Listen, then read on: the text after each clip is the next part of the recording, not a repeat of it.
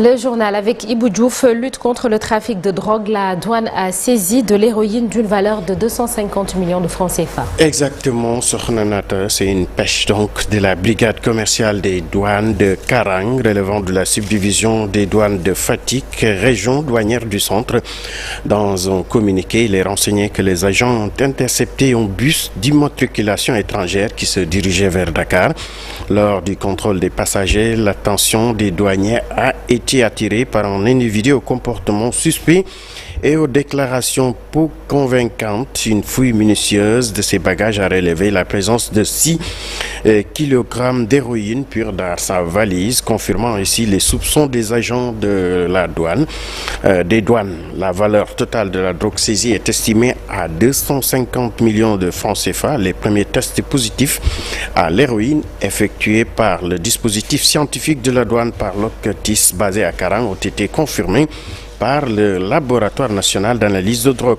Le trafiquant, donc, Sornanata, est de nationalité étrangère et a été appréhendé et remis au parquet de Fatick où l'enquête suit son cours. Et toujours dans l'actualité, Ibou, on parle du budget 2024, les chiffres à retenir. Exactement, durant l'année 2024, le Sénégal compte dépenser plus de 533,9 milliards de francs CFA. Or, les recettes prévues dans le budget général devraient s'élever à 4 693 milliards, soit un déficit de 840 milliards. Donc, autrement dit, le président Macky Sall et son successeur devront chercher sur le marché un montant de 840 milliards, soit 3,9% du PIB contre 1045 milliards. En 2024, le Sénégal devra payer donc 178 milliards en intérêts et en commission Sornanata. Parlons tout à fait autre chose. Ils vont avec les boulangers qui vont faire face à la presse aujourd'hui. C'est pour discuter d'une probable hausse du prix du pain. Les boulangers donc qui crient le ras-le-bol depuis que l'électricité a connu une hausse. Suivons ce reportage signé Fatou Bintou Conté, les images de Thierno Laurent Mendy. C'est la goutte d'eau qui a fait déborder le vase. La hausse de l'électricité étouffe les boulangers, même si les intrants tels que la levure sont entre autres des facteurs qui font que le prix du pain doit être augmenté. L'électricité inexplicable. OFL, moi qui ai acheté 10 000, je suis à 20 000, 25 000. C'est normal ça? Et rien n'a changé ici. Rien. Ailleurs, la même chose. Les boulangers, demain, on va démontrer, on va amener nos factures d'électricité. On va démontrer ce qu'ils payent OFL. On va démontrer tout ça. On va montrer qu'il y a un problème sur l'électricité. Mais surtout, il y a un problème sur la levure.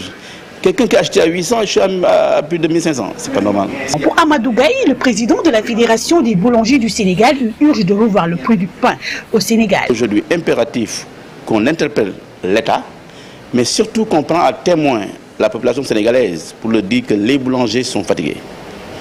Il faut impérativement nous trouver des solutions. Mais Mohamed Sissi de l'Ascosen pense que les boulangers doivent rencontrer d'abord le cadre de concertation avant de décider d'une éventuelle hausse du prix du pain. Je pense que c'est le moment vraiment de se diriger vers ce cadre de concertation avant de déclarer une hausse probable du prix du pain.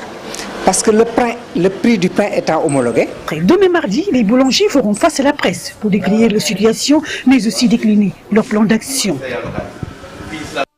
Fatou Bintou Conté, depuis juin 2023, la liaison maritime a été arrêtée. Certains usagers, donc, il s'agit de la liaison maritime Dakar-Ziguinchor, et certains usagers déplorent cette situation. Une pétition signée pour fustiger cette démarche. Xavier Diatta, l'initiateur de la pétition, et Serigne Mboup, premier actionnaire majoritaire privé de Kosama, exige la reprise sans délai de la liaison Dakar-Ziguinchor. Suivant ce reportage signé Cheikh Diop, les images de Diafaraba.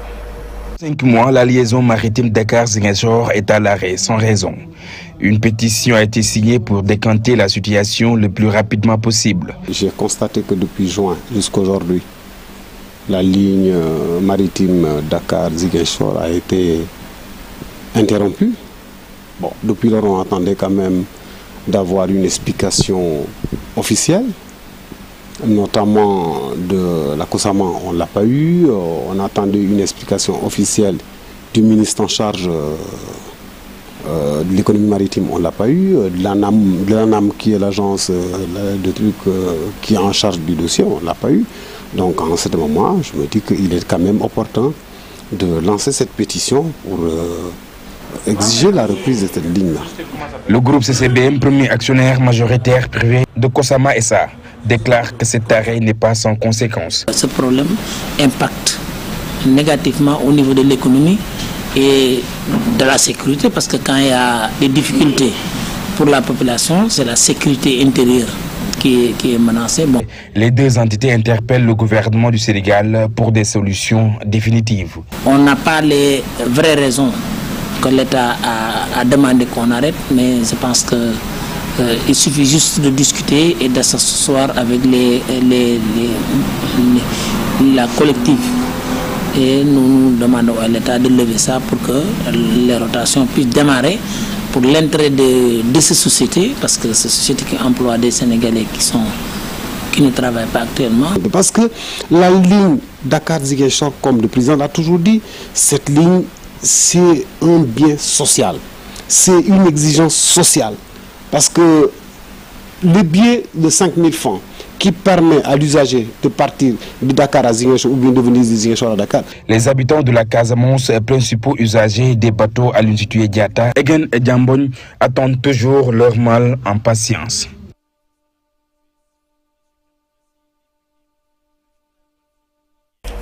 Merci, cher Job. L'actualité des sports à présent, match amical Sénégal-Cameroun 1-0. Les Lions griffent le Cameroun. Exactement. Sokhna Nata, après avoir été donc battu le 12 septembre dernier à Diamniadio par l'Algérie, le Sénégal s'est bien repris en battant le Cameroun sur la marque d'un but à 0 lors d'un match amical prestigieux. Jouant sérieusement dans un système de 3-4-3, les Lions ont réussi à mettre le Cameroun en difficulté et l'entraîneur, donc Aliou Cissé, très satisfait, l'écoute. Aussi, on se considère comme une grande équipe, donc une grande équipe ne perd pas deux fois. Aujourd'hui, je veux vraiment féliciter l'attitude, les comportements de mes joueurs. Mais j'ai envie de dire que nous aussi, de notre côté, on a eu des absences aussi qui n'étaient pas là. Pape Gueye n'était pas là, beaucoup de garçons n'étaient pas là non plus. Mais comme je l'ai dit, ça reste quand même un match de préparation, malgré que le contenu quand même est très intéressant de notre part. On a su bien débuter ce match-là. La philosophie de jeu qu'on a mise en place a été vraiment bien respectée, bien adoptée. On s'est créé pas mal d'occasions. On aurait pu être un peu plus efficace, mais je pense que c'est un axe de travail. C'est un match qui a été préparé sur tous les plans. Tactiquement, on l'a bien préparé. Mentalement, on l'a bien préparé. Nous sommes très satisfaits de cette victoire parce que ça nous met dans le bon bout et ça nous permettra enfin de bien préparer, si vous voulez, les deux matchs qui vont s'approcher pour les éliminatoires de la Coupe du Monde. C'est notre dernier match de préparation. Maintenant, c'est les matchs officiels et la CAN qui vont s'approcher. Merci. Sokhna Nata, restons toujours football, mais cette fois pour parler de la violence dans les navétanes. Une nouvelle victime au cours d'un match de navétane. Donc le président de l'organisation de gestion des activités de masse déplore cette situation pour Ousmane Yann Cham. Ce drame remet au goût du jour la gestion des dirigeants du navétane. Donc il propose un conseil interministériel pour trouver une solution au mot qui guette depuis quelques années des associations sportives et culturelles. On l'écoute au micro de Aminata Mbarisson. Si vous voyez, quand vous organisez un événement, vous avez besoin d'une autorisation qui est écrite et délivrée par le préfet. Vous devez faire une commande de sécurité. Si vous commandez 50 personnes pour payer moins, alors que vous devrez commander 100 policiers, quand vous venez à l'événement, vous allez voir qu'il y a des risques de débordement. Et les débordements, on ne peut jamais les prévoir. Des mouvements de foule, on ne peut jamais les prévoir. Tout ça pour dire quoi? Pour dire que nous devons faire un stop, un stand-by, convoquer tout le monde, discuter. Parce que là, ça devient quand même sérieux. Des états généraux du mouvement navétane, dirigés par le gouvernement, avec plusieurs ministères à la clé. Ibou. Oui, Sornanata, c'était tout pour la première tasse actu. On se retrouve à tout à l'heure. Tout à l'heure pour la deuxième tasse actu de la journée. Ce sera en Wolof et sous forme de brève. Le 17 octobre 1979, le prix Nobel de la paix a été décerné à une religieuse, celle qui dirigeait les missionnaires de la charité. Son nom a traversé les frontières et les époques. Mère Teresa, Sainte Mère Teresa de Calcutta, la vie et l'œuvre de la religieuse dans Un jour au Sénégal, un jour dans le monde. Et ce mardi, nous vous proposons un reportage sur des victimes du BRT, le bus rapide de transit, des habitants de l'unité 22, des parcelles assainies dont les maisons se détériorent à cause des chantiers. À suivre donc leurs complaintes, mais aussi les explications du CETUD, reportage de Abdoulaye Diop. Tout de suite, l'actualité internationale.